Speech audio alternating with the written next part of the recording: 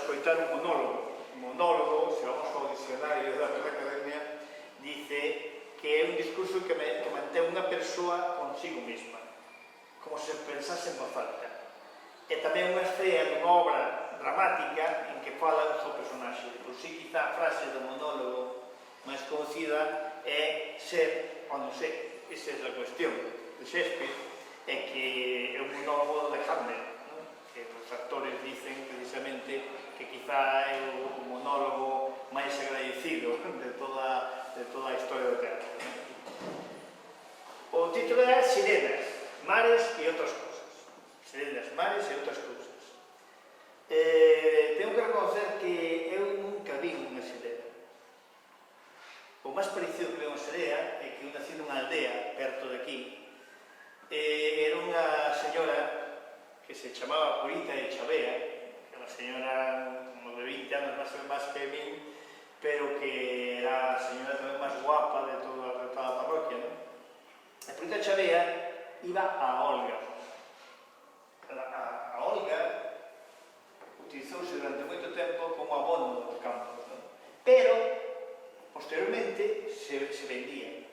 Concretamente, comerciantes asturianos viñan e recollían algo.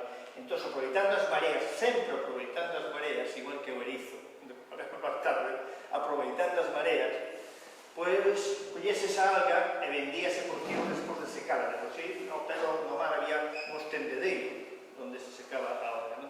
E a Purita de Chavea acababa, eu estaba pescando, e acababa a jornada, e estábase cambiando. Entón, vi unha muller desnuda por primeira vez, era un rapacín de 11 anos, 12 anos, non? Pois todo máis parecido a unha sirena foi a Purita de Chavea. Está clarísimo que non as ideas, a velas, hainas. Outro paisano meu, outro veciño que chama o Coi, que acabou en Torrexas, tamén se atribuiu un chiste, a que tú conoces ao Coi, e dice: outro día navegando escoitei serenas no mar. E dicía yo o paisano: que fermoso escoitar serenas. E dice: non, é que do doble casco do barco levaba 100 kilos de María. Era a policía.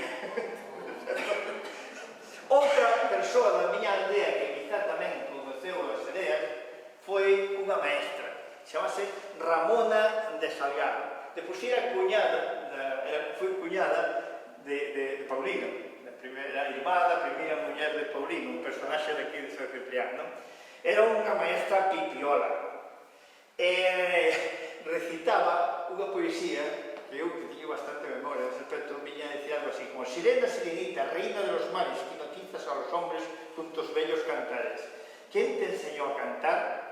La espuma del mar o las bellas olas que conquistan el mar? O sea que a mellor Ramón de Salgado tamén había visto sirenas.